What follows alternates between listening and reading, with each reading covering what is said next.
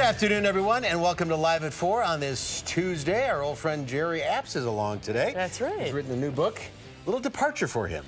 Yeah, this is a little intense. He usually writes about country life and life on the farm. This is a little dystopian fiction this time. Yeah. We'll find out why Yeah. coming up in the next hour. But first, topping the news today, President Trump's nominee to the Supreme Court talking to senators today, the key votes he'll need to win over the nomination. Plus, Wisconsin Senator Ron Johnson talks to us about this nomination.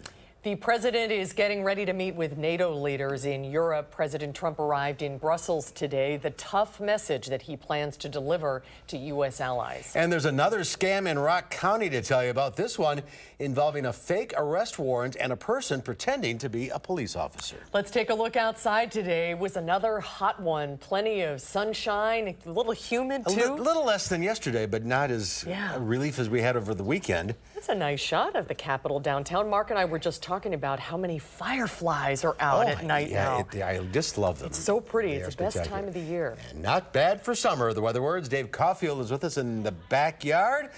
Warm, but not quite as humid. Yeah, not too bad, I guess you could say, especially compared to what we experienced yesterday.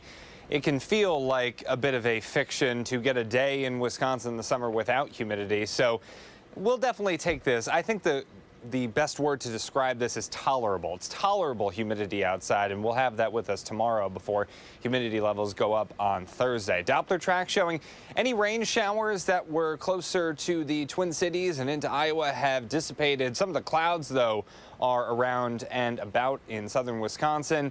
Some rain showers closer to that cold front that came through last night for us in Illinois and Indiana. So Doppler track pretty quiet right now. But in Platteville, we are looking at partly sunny skies on the Queen Bee Radio Skycam. Temperatures are in the 80s for the most part, 85 in Madison, 83 in Watertown, 86 in Janesville, and 82 in Prairie du Chien. Dew points are right around 60 degrees, which is right when we start to feel that air just a little bit. But this, again, it could be a lot worse, and it has been a lot worse already this summer.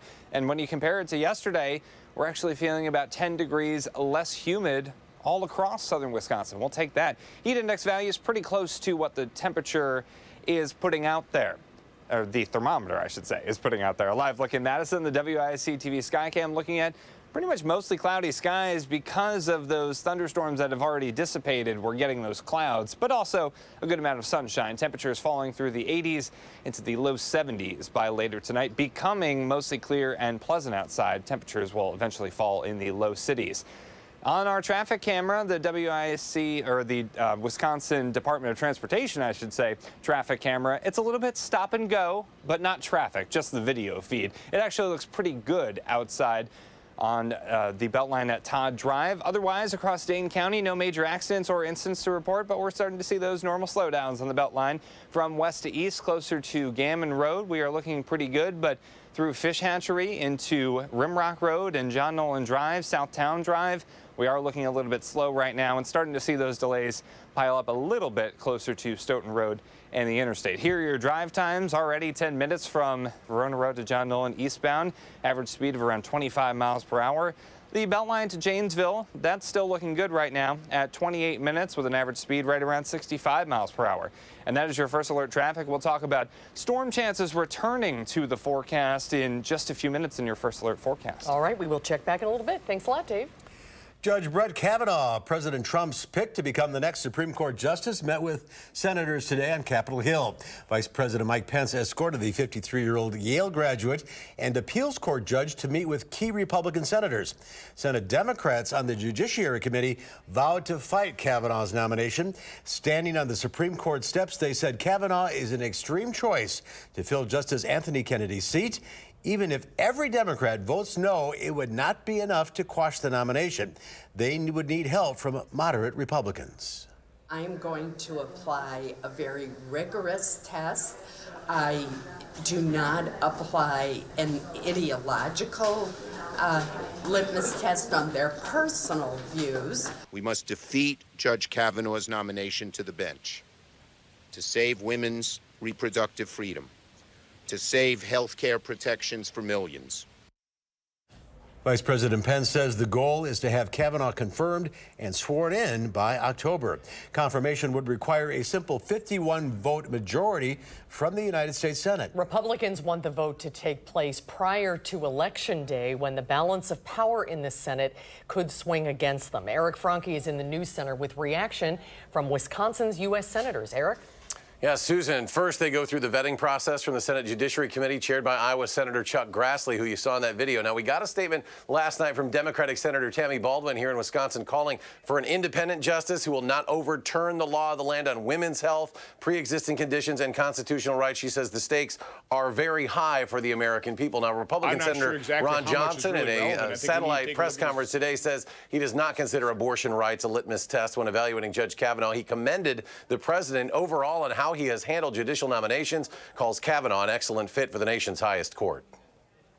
I'll keep an open mind. I want to, now that Judge Kavanaugh has been named the nominee, I want to take a look at his record as well. I want to meet with him and discuss exactly his approach to the law, but early indications are, from my standpoint, very favorable. Senator Johnson does expect this to wrap up before the midterm elections, as you indicated, and as Senate Majority Leader Mitch McConnell and Chairman Grassley have indicated as well. Now, it was just last year that Republicans voted to eliminate the 60-vote threshold on Supreme Court nominees. Democrats, though, had done the same with lower court judge nominations just a few years prior. Susan and Mark? All right, Eric Franke in the News Center. Thank you. You're welcome. Thank you, Eric. President Trump is in Brussels today, kicking off a week-long European tour. The annual NATO summit is the first stop. The president is ready to deliver a tough message to European allies about defense spending. Ahead of his arrival, the president tweeted his frustrations, saying, in part, many countries in NATO, which we are expected to defend, are not only short of their current commitment, but also delinquent. NATO has not treated us fairly, but I think we'll work something out. We pay far too much, and they pay far too little. Of the 28 NATO nations, only the U.S. and 3 others spent the promised 2% of GDP on defense last year. European Council President Donald Tusk urged President Trump in a tweet not to dismiss Europe, saying, quote, the U.S. does not have and won't have a better ally than the EU. Well, all 12 boys and their soccer coach are safely out of a flooded cave where they were trapped for 2 weeks. A team of international divers navigated a treacherous 2.5-mile escape route to bring the last boys out of the darkness this morning in Thailand. Helicopters flew the rescued boys to the hospital, where they'll be held in isolation and tested for possible infections before being reunited with their families. And actor George Clooney was treated and released from a hospital in Italy this morning after he was involved in a traffic accident. Clooney was traveling on a scooter to the set of the TV series Catch-22, which he is shooting in Sardinia. He was hit by a man driving a late-model Mercedes. The man got out of the car, offered to help Clooney before he was taken to the hospital. Clooney was released several hours later. There is a scam going around Rock County involving a police impersonator, and it's costing one person almost $2,000. Rock County reporter Adam Duxter joins us from our bureau at the Janesville Gazette with what to watch for. Adam? This is someone pretending to be a specific officer in particular, Sergeant Troy Egger, and they're calling people, telling them that there's a warrant out for their arrest. Now, they're saying that they missed a court summons, and the only way that they can make up the situation is by buying thousands in prepaid Visa cards and transferring them over the phone. Police say a call like this would never come from a real law enforcement officer. The sheriff's office does not call anyone regarding a warrant status, nor would the sheriff's office ever demand by phone payment for a warrant. It's just not a practice, it's a scam. So far, it's unclear who the caller was, and again, in each case, the caller identified themselves as Sergeant Troy Egger of the Rock County Sheriff's Department. And make matters even more confusing, the number that they're calling from shows up as the actual front desk number from the Rock County Sheriff's Building. Again, police say if you get a call like this, just hang up and call them, and they'll sort it all out. Good advice. Adam Duxter reporting from Janesville. Thanks, Adam. Wisconsin apple growers had a good year for 2017, but cranberry and tart cherry producers face more challenges. The state produced 12% less barrels of cranberries last year than in 2016. That's according to recent data from the National Agricultural Service. The state's tart cherries also saw a 17% decline. A fruit crop specialist says production levels dropped due to a 2016 spring frost. And the Dane County Farmers Market is moving locations this week to Bree Stevens Field. The move is because of the art fair on the square. Along with a location change, there'll also be a change in the hours. It'll be open from 7 a.m. to 1 p.m. You'll also be able to find blueberries and first cabbage of the season, sweet corn, those Door County tart cherries, and more. Concessions will also be open at the field, so you can grab a cup of coffee or a beer at 7 o'clock in the morning while you stroll the market. Well, whatever works, right? Right. Hy-Vee is expanding its online grocery delivery service through 2 national providers, Shipt and Instacart. The 2 new providers are expected in 24 markets, but it's unclear at this point if Madison will be one of them.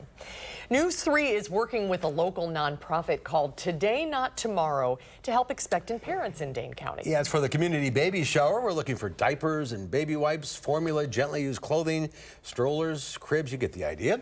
You can drop off items for the community baby shower today through Friday at Verizon Homes. That's off the Beltline at Southtown Drive, or Associated Physicians on Regent Street at South Midvale Boulevard. You can also make a cash donation to the cause through PayPal.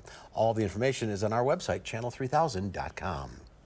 Well, next at 4, author Jerry Abs joins us after the break to talk about his latest book, Cold as Thunder. And a lesson in networking, how a round of golf is changing the professional lives of women around the country. That's still to come on Live at 4.